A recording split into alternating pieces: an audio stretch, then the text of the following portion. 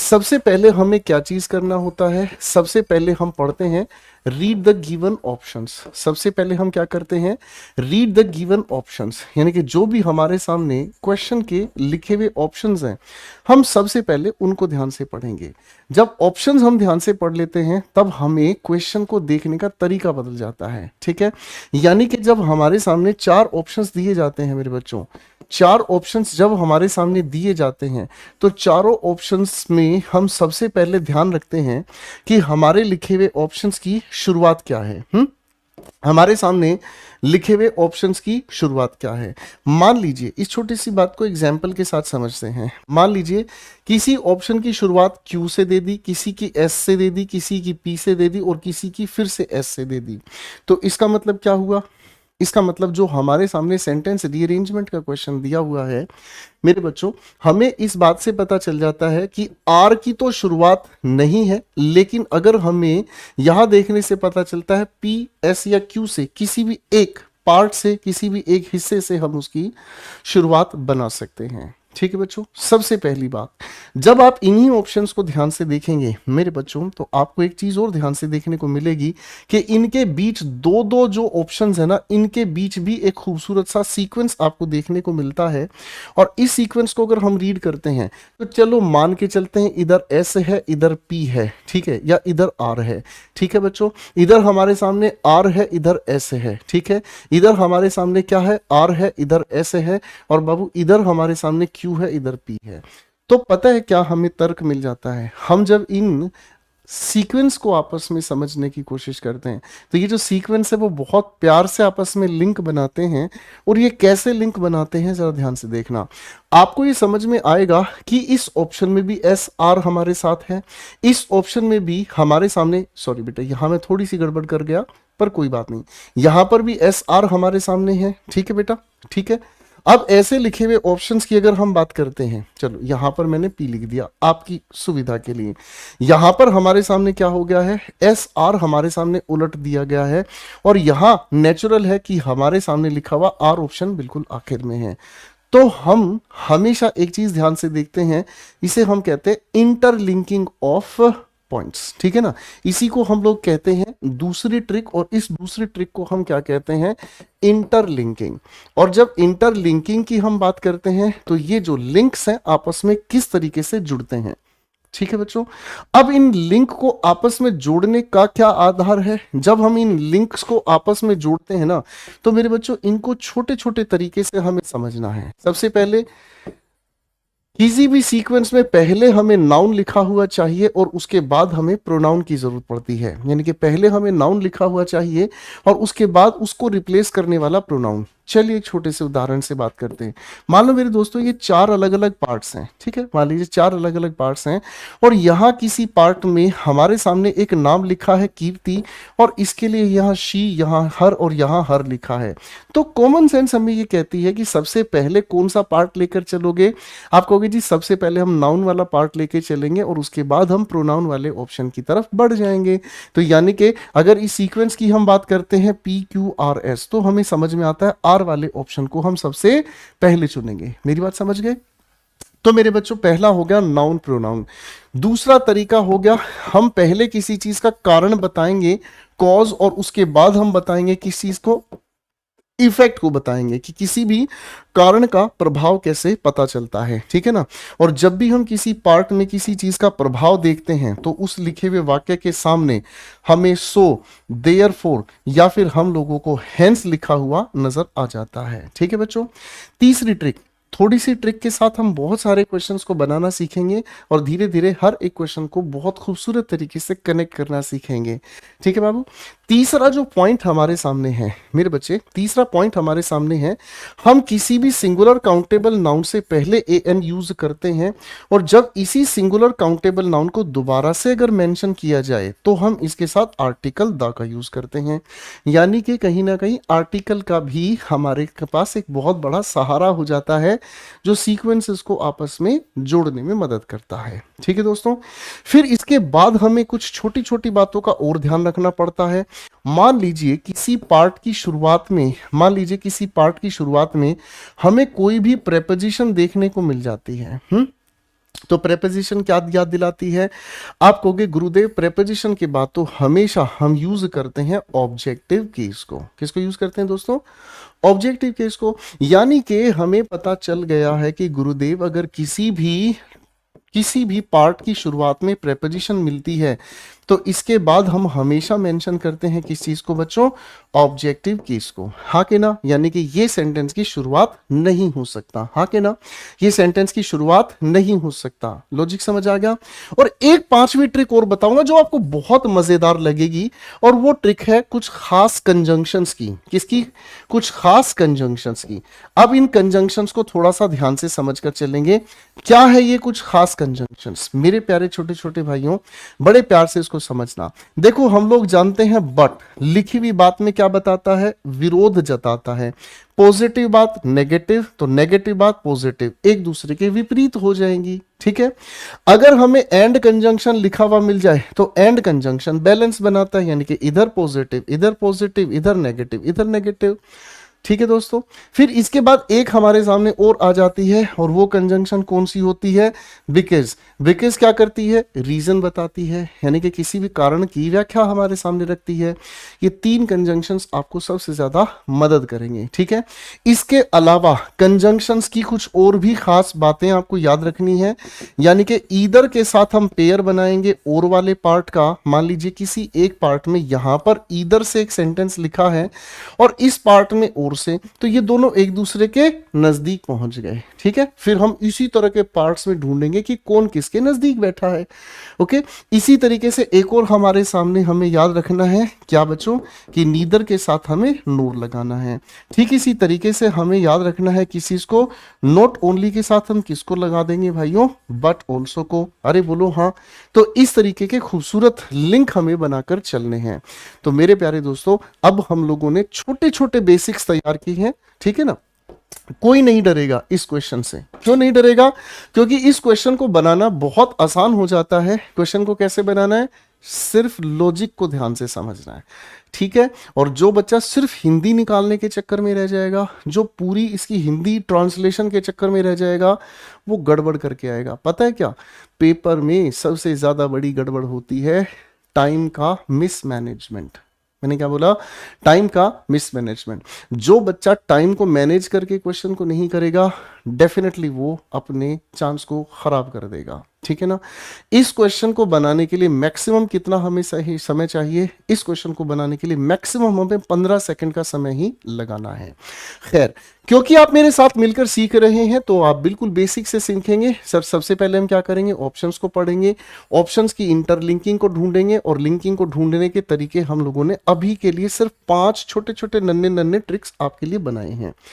तो चलिए शुरू करते हैं अनबॉक्सिंग आज के क्वेश्चन बैंक की। आइए मेरे प्यारे दोस्तों, पैराजंबल की ये शीट है जो आप लोगों के नोट्स वाले सेक्शन में आप लोगों को मिल जाएगी। ठीक है दोस्तों, पहला सवाल हमारे सामने है जो एसएससी स्टेनो 2023 की परीक्षा में हमसे पूछा गया है। अब इन चारों के चारों ऑप्शंस को पढ़ने से पहले लेडीज एंड जेंटलमैन, हम सबसे पहले क्या पढ़ेंगे दोस्तों? ऑप्शंस। पहला सी, ए, डी, बी। इसका मतलब अगर इन चारों में हमें शुरुआत मिल गई ना तो हमारा क्वेश्चन खत्म हो गया। पहला सवाल हमारे सामने है, Manali Kallat Vainu Bappu is the first Indian astronomer whose name is associated with a comet. ठीक है, करेक्ट हो गया। ये तो हो गई हमारी शुरुआत। आगे हम समझते हैं, he is the first Indian astronomer whose name is associated with an observatory. ठीक है, he has the credit of being the first Indian to preside the International Astronomical Union. He is also associated with an astronomical phenomenon. अब आप इस बात को ध्यान से समझने की कोशिश करना मेरे बच्चों। अगर हम ध्यान से समझें, यहां पर ही, यहां पर ही, यहां पर ही, ये सब ही किसके लिए यूज हुए हैं? मनाली कल्लत वेनु बप्पू के लिए। तो बाबू ए वाला ऑप्शन शुरुआत में ही हमें चाहिए, तो यही हमारा करेक्ट आंसर हो गया।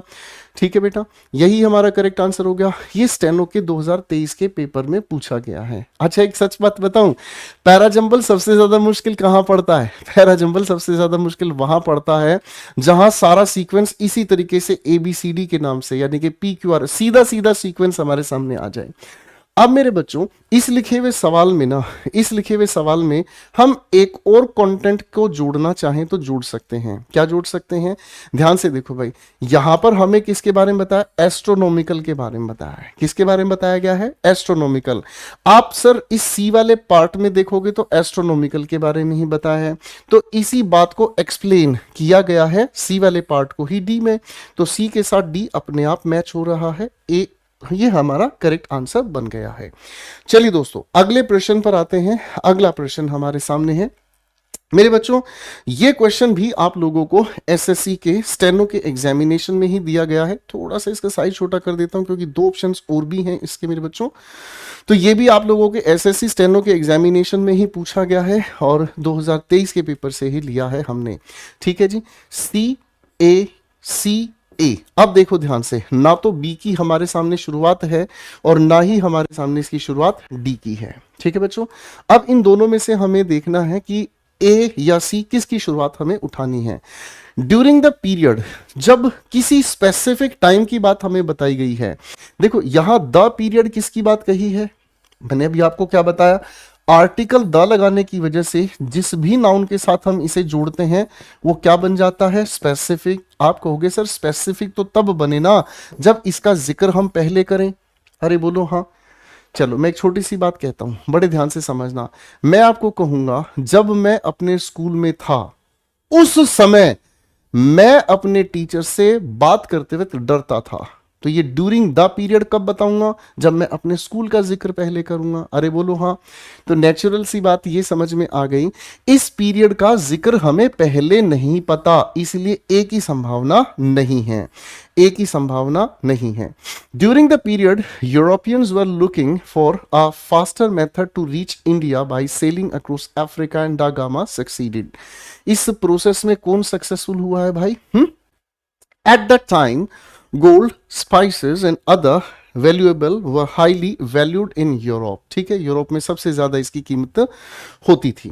ठीक है भाई, अब ध्यान से समझने का काम करते हैं। यहां पर भी इसने दैट टाइम कहा है, यानी कि उस टाइम। अभी तक हमें इस टाइम की जानकारी नहीं पता। Vasco da Gama was a Portuguese navigator who sailed from Europe to India. यही है वो इंसान जो यूरोप से इंडिया की तरफ आया। ठीक है भाई, however they had to travel a vast distance by sea and land to reach them in Asia। अब यहां however का मतलब क्या है? फिर भी। ये दे किसके लिए यूज हुआ है? दे यूज हुआ है किसके लिए? आप कहोगे सर द गामा की अपनी एक जो पूरी टीम है उसको रिप्रेजेंट कर दी है। तो भैया हमें एक बात समझ में आ गई, ए की शुरुआत पहले ही हम हटा चुके हैं। यहां सी के बाद बी लिखा है, यहां सी के बाद डी लिखा है, तो बाबू सी के बाद डी की तो हम बात कर ही नहीं पाएंगे। क्यों नहीं कर पाएंगे बताओ जरा, क्यों नहीं कर पाएंगे? आप कहोगे सर इस हावेवर का मतलब कॉन्ट्रडिक्शन बताना होता है, जिसका अर्थ होता है हालांकि, या फिर हम अगर कहें तो इसका अर्थ निकल कर आता है फिर भी या हालांकि।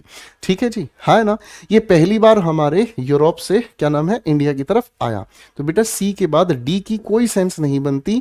सी के बाद हमें क्या करना होगा? ये भारत में आया और उस समय की बात है, क्यों आया उसके आने के कारण यहां बताए गए। ठीक है, अच्छा मेरे दिल में एक बात आ रही है, मेरे दिल में एक बात आ रही है, आप पूछोगे नहीं मैं पर फिर भी बताऊंगा। आपके सामने ना यहां एक शब्द लिखा है यूरोप। ठीक है ना, अगर इस यूरोप को आप थोड़ा सा हिस्सों में तोड़ देंगे ना तो ईयू, किसी भी शब्द के साथ ईयू अगर जुड़ जाए तो इसे हम कहते हैं गुड। क्या कहते हैं? गुड। आपने बहुत सारे वन वर्ड सब्स्टिट्यूशन याद किए होंगे। ठीक है, आपने पढ़ा होगा यूफोरिया, है कि नहीं? बहुत सारे शब्द आप पढ़ोगे जिसमें ईयू लिखा मिलता है, उसका अर्थ हमेशा अच्छा होता है। अब इसके साथ क्या जुड़ गया? रूप। क्या जुड़ गया? रूप, यानी कि एक ऐसी रस्सी जिससे अच्छाई आती है उसे यूरोप कहा जाता है। यानी कि जितने भी यूरोप की कंट्रीज हैं वो सारी आपस में उस रस्सी से जुड़े हुए हैं जो अच्छाई को जन्म देती है। मतलब मैं नहीं कह रहा, इतिहास नहीं कह रहा, ये सिर्फ इस शब्द के अर्थ को समझने का एक तरीका है। ठीक है दोस्तों, तो चलो मेरे बच्चों दूसरा आंसर आपने बनाया, आगे बढ़ते हैं एक अगले क्वेश्चन की तरफ। ये भी हमारे पेपर का ही सवाल हमने उठाया है मेरे बच्चों, और ये पेपर CHSL 2023 टीयर 1 से उठाया गया सवाल है। थोड़ा सा स्क्रीन जूम कर देता हूं ताकि आप इस क्वेश्चन को खूबसूरती से पढ़ सकें। आओ मेरे दोस्तों, सबसे पहले ऑप्शन की शुरुआत ए बी बी ए, इसका मतलब सी का ताल्लुक नहीं, डी का ताल्लुक नहीं है। तो बेटा इस सवाल की बात हम करते हैं। दीज चेंजेस, आपने कहा दीज चेंजेस, हिंदी अगर कहें तो यह परिवर्तन।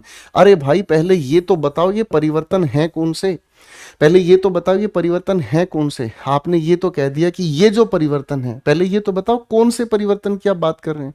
अरे हाँ है ना। चलो एक उदाहरण लेता हूं, जैसे मान लीजिए मैं अगर आपके सामने, आप मेरे घर पर ही बैठे हैं, मैं आपके सामने 3 किताबें लाकर टेबल पर रखता हूं और फिर मैं आपको कहता हूं ये किताबें मैंने बुक फेयर से खरीदी हैं, तो पहले बुक तो रखूंगा ना। तो यानी कि चेंजेस के बारे में पहले बताना होगा, यानी कि ए वाला जो ऑप्शन है बाहर हो गया। बी के बाद ए पहले से ही बनाया हुआ है मेरे बच्चों, बी के बाद ए पहले से ही बनाया हुआ है। अब देखो सीक्वेंस बहुत प्यार से बन जाएगा।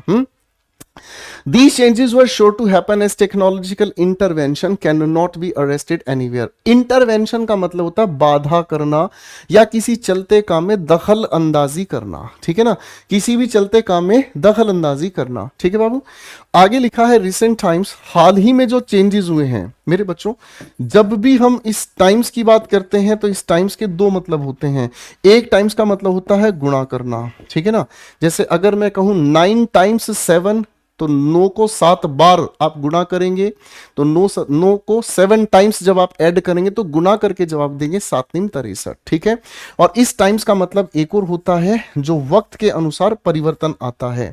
तो जो आप लोगों ने पढ़ा है टाइम्स ऑफ इंडिया, यानी कि जो हमारे भारतवर्ष में परिवर्तन होते हैं, ठीक है। हर चीज को बहुत खूबसूरत तरीके से सीखना जरूरी है, अगर आप ध्यान दोगे प्यार से हर चीज समझ आएगी, ठीक है बाबू। अब देखो मेरे बच्चे क्या लिखा है, रिसेंट टाइम्स, अभी जो परिवर्तन है, have marked a major change in the teaching learning process in the educational sector. A willing acceptance and practising it, किस चीज को, इट किसके लिए यूज हुआ है, ये प्रोनाउन किसके लिए आ गया है। A willing acceptance and practising it to achieve excellence into it is the single option to all educators. हर एक एजुकेटर को ये चीज को स्वीकार करना होगा, प्रैक्टिस भी करना होगा। तो आखिर ये है क्या, आखिर ये है क्या, देखते हैं।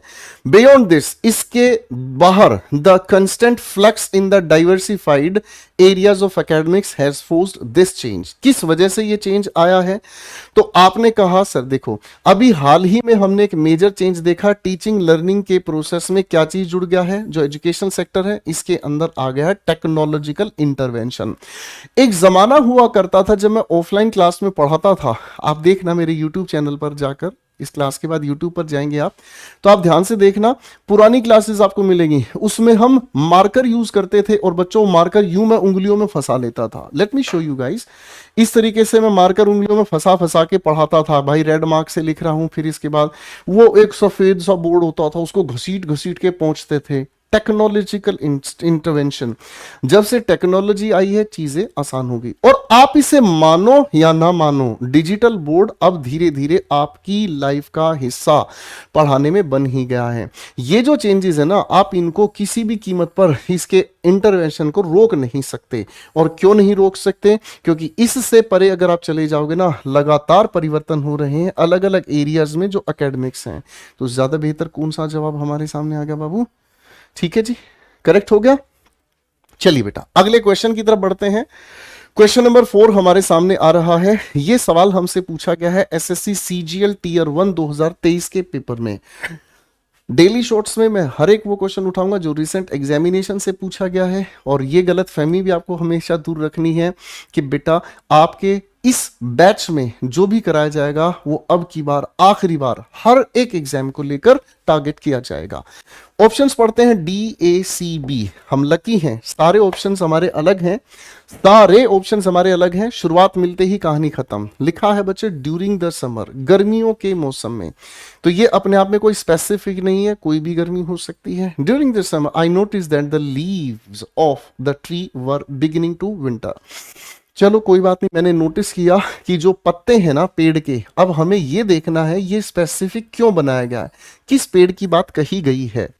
I am specially proud of it, मैं पर्टिकुलरली इस चीज को लेकर गर्व महसूस करता हूं, not only because it has arrived, it किसके लिए यूज हुआ है भाई, ये हमें ढूंढना पड़ेगा, बी की शुरुआत नहीं होगी, इसको छुट्टी दे दी बाबू, ठीक है। It has survived several winters but because it occasionally produces luscious peaches, यानी कि यहां पर ये इट प्रोड्यूस कर रहा है लूशियस टेस्टी पीचेस, ठीक है, फल होता है, तो ये डेफिनेटली इट किसके लिए यूज हुआ है, इस ट्री के लिए, ठीक है, ये भी बात हमें समझ आ गई है। Okay, the tree had grown against a warm wall, ठीक है, on a sheltered side of the house, घर का, देखो इसकी सिचुएशन क्रिएट करें, ये एक घर है, ठीक है जी, यहां एक दीवार है, और ये जो पेड़ है ना, इस तरीके से इस पेड़ के शेल्टर्ड जो छाया आ रही है, और ये दीवार क्या है, सनलाइट की वजह से क्या है, यहां पर वार्मथ जनरेट हो जाती है। Last summer I spent many days in the garden watching thousands of ants crawling up the trunk of my prize peach tree, मेरा ये जो पेड़ है इस पर मैंने पिछले समर की बात कही है, क्या मैंने देखा है बहुत बहुत सारे दिन तक बैठकर, क्या देखा है, हजारों जो एंड्स हैं धीरे धीरे इसके ऊपर चढ़ गई हैं, ठीक है भाई, हाँ है ना। अब हमने क्या समझा भाई, आप कहोगे गुरुजी इसी के बाद इस समर की घटना हमें पता चली, क्या इसके पत्ते जो है वो धीरे धीरे झड़ने शुरू हो गए, तो बेटा डी के बाद सी हमारे इस ऑप्शन में नहीं है, डी के बाद सी इसमें नहीं है, एक ही बचता है, डी के बाद सी, खत्म, यही करेक्ट आंसर हो गया, बोलो हाँ, ठीक है बच्चे। चलिए मेरे बच्चे अगले क्वेश्चन की तरफ बढ़ते हैं, देखो हर एक क्वेश्चन बहुत प्यार से, अब ये क्वेश्चन आपके लिए थोड़ा अलग है, देखो बच्चों, जो बच्चे ये कह रहे हैं ना कि सर क्या सीडीएस को भी आप इस डेली शॉर्ट्स में करवाओगे, बिल्कुल कराऊंगा यार, सीडीएस, एनडीए, सीएचएसएल, सीपीओ, सीजिल, कोई भी पेपर उठाओ, हर एक पेपर का फेवरेट सवाल है ये। अब देखो इस सवाल में थोड़ा सा चेंज है, क्या है मेरे बच्चे, देखो ये जो सीक्वेंस 1 है ये अपने आप में हमेशा क्या रहता है, फिक्स्ड रहता है, ये जो सीक्वेंस 6 है ये अपने आप में क्या रहता है, हमेशा फिक्स रहता है, ये तो बदलेंगे नहीं, बीच की arrangement P Q R S आपको बदल कर देखनी है कैसे होगी। देखो बाबू शुरुआत आर पी एस क्यू, बन गई किस्मत, है ना, शुरुआत अगर मिल गई तो बाकी अपने आप पहले से ही अरेंज्ड है, फिर हमें दिमाग नहीं लगाना। पता है बर्बाद कौन होता है, बर्बाद वो होता है जो इसको नहीं देखता, वो पढ़ना शुरू करता है, यार इसके बाद ये आ जाएगा, इसके बाद ये आ जाएगा, फिर वो इधर बैठ के सीक्वेंस बनाता है, फिर इनमें ढूंढता कहता अरे तेरी की ये तो नहीं मिल रहा, अब मैं क्या करूं, कछु ना करो बेटा, तुमने टाइम तो खत्म कर ही दिया अपना, तुम कछु ना करो, तुमने टाइम तो अपना वेस्ट कर ही दिया, अब क्या करोगे, बोलो तारा रा, ठीक है, तो ये गलतफहमी पेपर में आपसे नहीं होनी चाहिए, ठीक है। आइए मेरे प्यारे शिकारियों क्वेश्चन को पढ़ते हैं। Union Finance Ministry announced a series of concessions, बहुत सारे कंसेशंस मिले हैं to trade and industry last month, पिछले महीने की बात है। ऐसे सीक्वेंस में पहले सीक्वेंस 1 को पढ़ लीजिएगा और इसी के ठीक बाद सीक्वेंस 6 को पढ़ लीजिएगा, बीच की अरेंजमेंट अपने आप बन जाती, टेंशन नहीं लेना। Manufacturers feel that prices of certain components may not be brought down because of the imposition. Imposition का मतलब क्या होता है, लागू करना, किसी चीज को क्या कहा, लागू होना, of a 30% duty where there was none earlier, कोई बात नहीं है। फिर से बढ़ते हैं ओपनिंग को, सबसे पहले क्या लिखा है, Union Finance Ministry announce a series of concessions to trade and industry last month, बहुत सारे कंसेशंस को ही हम लोग क्या कहते हैं बच्चों, गणित में पढ़ाया होगा आपके प्यारे से गुरुजी ने, छूट, बोलो हाँ, ठीक है भाई। अब टुगेदर दीज विल रिजल्ट, ये दीज किसके लिए यूज हुआ है देखते हैं, will result in a loss of revenue of 100 crore, sir यहां तो छूट की बात कही जा रही है, यहां लॉस की बात कह दी है, इसका मतलब सर पी वाला ऑप्शन थोड़ी देर के लिए बेहोश कर दें, ठीक है जी, कर दिया बेहोश। Earlier these were attracting, sir these किसके लिए यूज हुआ है, हमारी समझ में नहीं आया, ठीक है ना। Earlier these were attracting customs duty varying from 0 to 100%, हमें समझ नहीं आया दीज किसके लिए है। आर ऑप्शन कहता था chunk of relief of rupees 60 crore has gone, जो हमारे सामने चंक है, मतलब जो हिस्सा है रिलीफ का 60 crore has gone to the electronic industry, 60 crore का रिलैक्सेशन इलेक्ट्रॉनिक इंडस्ट्री को दिया गया है। Raw materials and piece parts now carry customs duty 30% and 40% ad valorem, यार लिखा है रिस्पेक्टिवली, ठीक है। अब आप इस बात को थोड़ा सा ध्यान से समझना, सर इस पार्ट में भी हमारे सामने रिलैक्सेशन का परसेंट बताया है रुपीस की अमाउंट में, ठीक है भाई।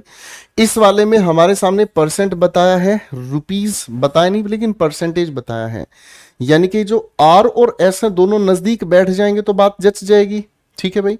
आर और एस नजदीक बैठ गए, कोई बात नहीं। Manufacturers feel that prices of certain components may not be brought down because of the imposition of 30% duty where there was none earlier. आप कहोगे सर मामले में तो बिल्कुल सीधी सीधी बात हमारे सामने आ गई है। क्या गुरुजी, हमें ये बात समझ में आ गई है। परसेंटेज का जिक्र जो है ना, अब आओ बेटा आंसर बनाने पर। देखो ऐसे क्वेश्चंस थोड़े से मुश्किल लगते हैं लेकिन मुश्किल है नहीं। सबसे पहले हमारे सामने परसेंटेज का खुलासा हुआ, 0 से 100% की क्या हो गई है भाई, डिस्क्लोजर हो गई है। सर यहां पर भी परसेंटेज बताए, यहां भी परसेंटेज, ये तीनों एक साथ हमें नजर आने चाहिए, जिसमें आर और एस हमारे सामने हैं ही हैं, ठीक है भाई। यहां आर एस और क्यू एक दूसरे से थोड़ा सा अलग हो गए, इसको हमने दिया हटा, ठीक है भाई। अब हमारे सामने यहां पर एस क्यू, और देखो ये तो फिर से अलग हो गए, ये भी दिए हमने हटा। जल्दबाजी नहीं करेंगे, बड़े ध्यान से समझेंगे। आप कहोगे सर ये तो सारे के सारे अमाउंट और परसेंट पे काम कर रहे हैं, जबकि यहां हमें सारा कुछ मिलाकर किसको टुगेदर कहा है, किसको टुगेदर कहा है। आप कहोगे सर जो कंसेशन मिले ना ट्रेड और इंडस्ट्री को, दोनों को मिलाकर इसी को टुगेदर कहा है, इसी को टुगेदर कहा है। और इसी की वजह से रिजल्ट क्या होगा, टोटल लॉस होगा 100 करोड़ का एक्सचेकर को। एक्सचेकर का मतलब जो इसका हिसाब बनाएगा। तो बाबू करेक्ट आंसर यहां गड़बड़ कर गया है, हमें आर की शुरुआत नहीं, एस की शुरुआत नहीं, शुरुआत किसकी उठानी पड़ेगी, पी की। फिर से समझो, यूनियन फाइनेंस मिनिस्ट्री ने अनाउंस किया है कि भाई छूट मिलेगी ट्रेड और इंडस्ट्री को, दोनों अलग अलग चीजें हैं। ट्रेड किसे कहते हैं, ट्रेड एक ऐसा सेक्टर है जो आपको कुछ देता है, आपसे कुछ लेता है। इंडस्ट्री क्या करता है, इंडस्ट्री किसी चीज को प्रोड्यूस करता है और उसे मार्केट में बेचता है। दोनों अलग अलग सेक्टर्स हैं, इन्हीं को टुगेदर कहा है और इन्हीं के लिए दीज हमें कहा है। इसी को कुल मिलाकर सरकार को घाटा उठाना पड़ेगा, क्या भाई, 100 करोड़ रुपए का। अब यहां से हम इस पूरे सीक्वेंस को उठाना शुरू करेंगे, यानी कि फर्स्ट के बाद हमने पी उठाया और इसके बाद हमें रिलीफ कहां मिला, क्या परसेंटेज की रिलीफ मिली, पी के बाद आर एस, दोनों सीक्वेंस बनाते चलते हैं। तो hence the correct answer is B for Bombay. ठीक है बच्चों, thank you so much, God bless you, खुश रहिएगा।